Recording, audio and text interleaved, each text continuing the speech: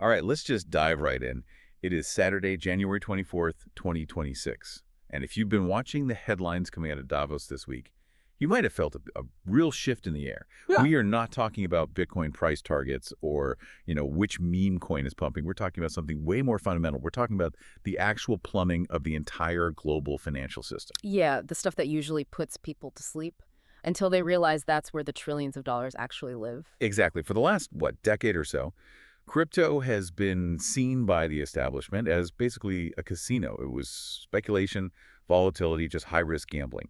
But this week, Larry Fink, the CEO of BlackRock, he gets up at Davos and essentially says that the casino era is over, or at least is being replaced by something much more serious. And he didn't just give it a nod. He really doubled down. He called tokenization the next leg up for financial markets. Yeah. We have to remember, this is the guy managing, what is it now? Somewhere around $10 trillion. Yeah. When Larry Fink says this is the next leg up, the entire banking world just stops and listens. And that, right there, is exactly why we're doing this deep dive today. Our mission is to look past the hype and really get why Wall Street is scrambling to move its ledger onto the blockchain. We are going to dissect this massive, $8.86 billion ecosystem BlackRock has built around their BUIDL Fund. We're going to figure out why, against all odds, Ethereum has managed to grab a 65% monopoly on this whole new financial world. And I think most importantly, we have to break down how this changes things for your portfolio, because we're not just talking about some institutional back-end system anymore. This is live, and there are ways for sophisticated investors to get involved right now. So let's start with that Davos moment. Fink used a specific phrase that I think just frames this whole thing perfectly. He called tokenization a hard-nosed necessity. That doesn't sound like he's chasing a trend. That sounds urgent. Why is it a necessity? Because the current system, the one we all rely on, is just creaky. It's held together by 50-year-old code and processes. I mean, think about T+2 settlement. If you sell a stock right now, you don't actually get that money for 2 days. In a world with AI and instant everything, waiting 48 hours for a trade to settle is just, it's archaic. It's like sending a fax in 2026. It works, but it's wildly inefficient. Wildly inefficient, and it traps capital. That is the key. And that's where Fink is pushing for decimalization. That term kept popping up, decimalization. It sounds like something from grade school math, but I have a feeling it means something a little different to BlackRock. It does. I mean, historically, if you wanted to buy a piece of a Manhattan skyscraper or a chunk of a government bond, the ticket price was millions. You couldn't just buy $100 worth. Decimalization means taking that massive illiquid asset and splitting it into tiny, affordable digital pieces, into tokens. So it's basically fractionalization, but I don't know, on steroids. On steroids, yeah. But it's fractionalization combined with speed. That's the critical difference. The goal isn't just to split the asset. It's to get to T+0 settlement. Instant. You buy the token, the money moves, the ownership transfers, the record is updated, done. No waiting period, no counterparty risk over the weekend. He also brought up corruption, which I found fascinating coming from him, the head of the world's largest asset manager. He thinks a blockchain ledger can fix cooked books. Well, it's a pretty compelling argument. I mean, think about it. If everyone... The regulators. The investors, everyone, is looking at the exact same unified, transparent ledger. You can't hide the debt. You can't double spend collateral. It creates this permanent, immutable record of every single transaction. It cuts down on the friction where corruption loves to hide. But there was a warning in his speech, too, wasn't there? We tend to think the U.S. is the center of the financial universe, that we set the pace. Fink basically said we're falling behind. That was the wake-up call, yeah. He called out Brazil and India by name. Why them, specifically? Because they don't have 50 years of legacy banking infrastructure to fight through. They're leapfrogging us. Brazil has Drex, their digital currency system. India has its unified payment interface that's already integrating blockchain pilots. They're just moving faster because they're building on fresh rails. Fink's warning was clear. If the U.S. doesn't update its financial plumbing, the whole center of gravity for global finance is going to shift to wherever the friction is lowest. That is a pretty scary thought for American financial dominance. It should be. And the data shows the shift is already underway. We saw reports that stablecoin volume, just simple digital dollars on chain, hit $8 trillion annually. $8 trillion. That number is just, wow. It's staggering. It is. And here's the real kicker. That's way more than the volume of all spot crypto trading, and that tells you something crucial. These rails aren't just for gambling on dog coins anymore. They're being used for utility. for payments, for moving real value because it's cheaper and faster than a wire transfer. So the plumbing is actually being used. It's not a ghost town. Yeah. And it seems like the biggest pipe in this new system, at least credibility-wise, is this BlackRock Fund, BUIDL. BUIDL. It's everywhere. It is the anchor, the BlackRock USD Institutional Digital Liquidity Fund. It launched back in March 2024. Now here we are, early 2026, and the fund itself, plus the whole ecosystem built on it, is valued at $8.86 billion. That's incredible growth for a product that is, let's be honest, kind of boring. It's just Treasury bills. It is incredibly boring, and that is exactly why it's so successful. It holds a stable $1 value. It's just cash and U.S. Treasury bills. But here's the magic trick. Unlike a T-bill in your brokerage account, this thing pays dividends daily or monthly directly to your digital wallet through a smart contract. So it's like a high-yield savings account that lives on the blockchain. In a way, yeah. But the sources we looked at use this analogy that I think really nails it. The Ferrari in the garage. Yeah, I like that one. Let's unpack that. Okay, so imagine you're a big institution, or even just a wealthy individual. You have millions, maybe billions, in treasuries. They're super safe, high quality, but they're dead capital. They just sit there. You can't buy lunch with a treasury bond. You can't instantly trade it for something else. It's a Ferrari in the garage. Beautiful, valuable, but you can't drive it. And tokenization hands you the keys. Exactly. Because BUIDL is a token, it becomes liquid. You can move it 24/7, and most importantly, you can use it as collateral. We just saw that huge integration with Binance. Right, that was big news. It was huge. Now traders can use their BUIDL tokens as off-exchange collateral for margin trading. So think about the efficiency there. Before, you had to park stablecoins like USDT or USDC to keep a margin position open. Which earn you nothing. Zero. You're just letting cash rot. Precisely. You're losing money to inflation every second. But now you can park BUIDL. You're earning that safe 4 or 5% government yield while your money is also acting as collateral for your trades. That is the capital efficiency buzzword we keep hearing. It's the holy grail for traders. Your money is working twice. It's holding the floor while you're reaching for the ceiling. It's not just centralized exchanges like Binance, is it? I saw DeFi protocols are jumping in. Athena was mentioned. Athena is a perfect example of this convergence. They have a stablecoin, USDTB, and what's backing it? BUIDL. This is the fusion we've been waiting for. You have the safety of TradFi BlackRock managing the actual bonds, but you get the speed and composability of DeFi. It's like the mullet of finance. Business in the front BlackRock suits. Party in the back DeFi smart contracts. I'm not sure Larry Fink would appreciate the mullet comparison, but functionally, yes, it fits perfectly. Okay, so we've got the Y infrastructure and speed. Yeah. We've got the, BUIDL and tokenized treasuries. Now let's talk about the where. Yeah. Because there was a BlackRock report by Jay Jacobs that had a statistic that, frankly, it shocked me. 65%. That's the market share number, yeah. Ethereum currently hosts over 65% of all tokenized real-world assets.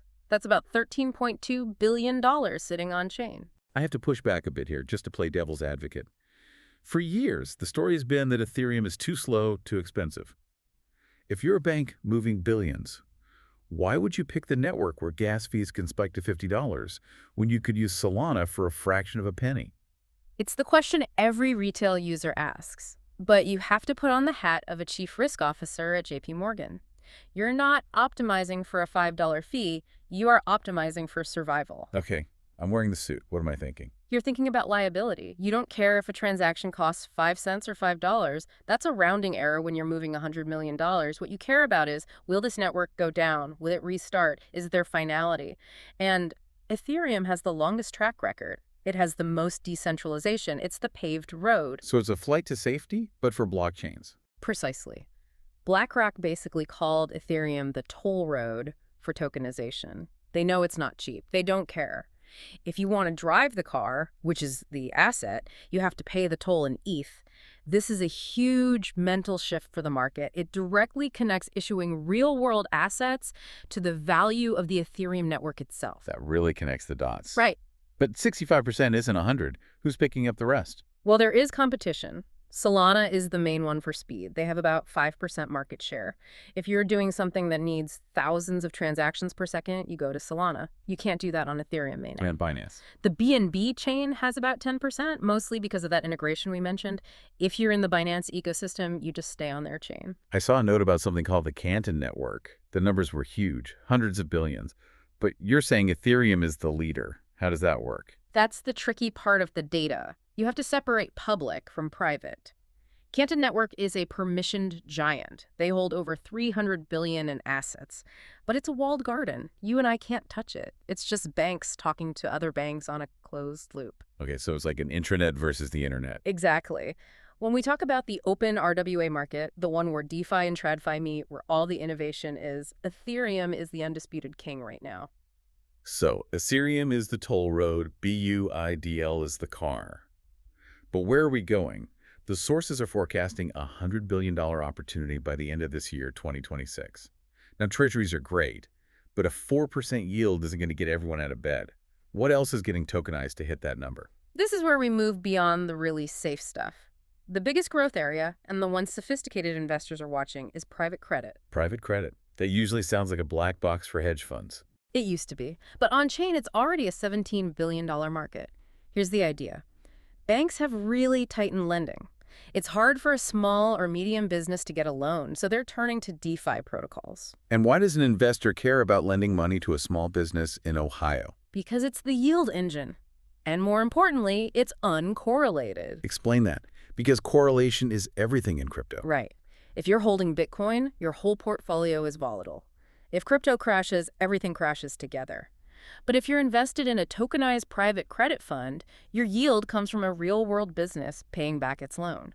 If Bitcoin drops 20% tomorrow, that business owner in Ohio still has to pay his bill. The interest payment doesn't care what the price of Dogecoin is. Not one bit. It's a hedge. It's true diversification. It provides stability in a super volatile world. That makes a ton of sense. It anchors the portfolio. What about real estate? I feel like we've been promised tokenized real estate since 2017. Is it finally happening? It is finally happening, but you have to look abroad. The U.S. is slow. But look at the UAE. Look at Dubai. What are they doing differently? There was a massive billion-dollar deal mentioned in the sources, a company called Mantra partnering with the Damek Group. But the tech isn't the story. The law is. The Dubai Land Department is actually piloting tokenized title deeds. Wait, so the token is the deed? That's the goal. So you can buy a fractional share of a luxury skyscraper for, like, $100. And that claim is legally recognized on the blockchain. It just democratizes access to premium real estate that was only for multimillionaires before. That's wild. It turns a skyscraper into a liquid asset. And it's not just buildings. We're seeing it with commodities, gold and silver. I saw that market cap is nearing $4 billion. Right. In a world with inflation and geopolitical instability, people want gold. But storing gold bars is a pain. Tokenized gold gives you ownership of the physical metal in a vault, but you can trade it at 3 a.m. on a Sunday. 247 liquidity for a rock. A very shiny, very valuable rock. Okay, so we've got the vision, the tech, the asset classes. I want to pivot to the listener now, because so often these sophisticated opportunities are gated. You need to be an accredited investor. You need $5 million.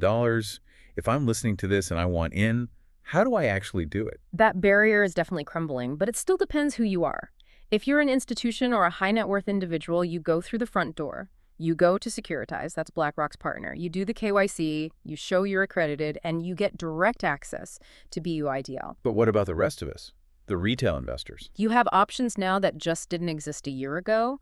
The exchanges are bridging that gap. Femex and Binance have actually listed BUIDL tokens for trading. Now, I can just log into my exchange account and buy a slice of a BlackRock fund, just like I buy Bitcoin. Effectively, yes. The exchange holds the institutional account, and they offer the token out to you. And for the real DeFi natives, the people who live in MetaMask, there are aggregators. You can swap USDC or USDT directly for these tokenized treasury products. And what if I don't want to hold the tokens? What if I think this whole trend is going to blow up, but I don't want to manage a crypto wallet? Then you look at the equity plays. You buy the companies building the shovels. There's an ETF, the Global X Tokenization Ecosystem Index ETF. The ticker is just TOKN, Easy to remember. and it tracks the infrastructure builders, the stablecoin issuers, the platforms. It's a classic pick and shovel play on the whole industry. If the sector grows, these companies are facilitating that flow. I love a good pick and shovel play. Mm. Now, I want to circle back to something we touched on earlier. You called it safe leverage. But safe and leverage, they don't usually go in the same sentence. How does a sophisticated user actually do this without getting wrecked? You're right. Safe is always relative. But here's the strategy they're talking about in institutional circles. It's about capital efficiency. The idea is you hold your base capital, your nest egg, in tokenized treasuries. Okay, so I'm earning my 4 to 5% from the U.S. government. Pretty safe. Right. Then, instead of selling those treasuries to buy a risky asset, you borrow against them. You use the treasuries as collateral to open a new position. So my base capital is never idle. Never. It's always earning that base yield. And you're using the liquidity from that loan to go chase alpha or higher returns somewhere else. But if the market crashes, That's the risk. If your speculative bet goes to zero, you still owe the loan. But your collateral, the treasuries, is stable. It's not like borrowing against Bitcoin, where your collateral could drop 50% in a day and you get liquidated. Your collateral is steady. That's why they call it safer leverage. Your base layer is still growing, even if your speculative trade goes sideways. it's how the big banks have operated for decades. Never let money sleep. And now anyone with an internet connection can basically replicate that strategy. That's the democratization Fink was talking about. Access to the same tools the giants have always used. But, and there's always a but. Always a but. We're talking about BlackRock, JP Morgan. The giants of the old world are moving on to the blockchain. If they all move on to Ethereum and they control the assets, aren't we just trading one set of gatekeepers for another? That is the central paradox of this whole RWA movement. The sources really highlight this tension. BlackRock says it wants a unified blockchain to reduce corruption. That sounds noble. But if they issue the assets and they control the smart contracts, They effectively control the rules of the road. they do.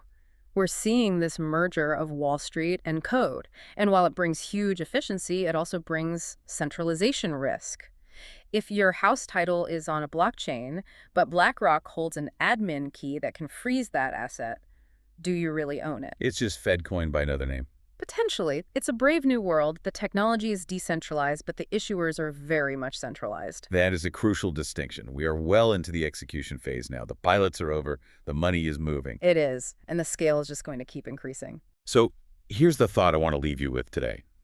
We've talked about the $100 billion shift, the 65% Ethereum monopoly, but zoom out. If the world's largest assets, your house, your government's debt, your business loan, all move on-chain, what happens to the value of that network? What happens when a blockchain stops being a casino for monkey pictures and starts being the global settlement layer for the entire economy? And are you ready for a world where your investment portfolio is programmable money that never sleeps? Something to think about. Thanks for diving in with us. See you next time.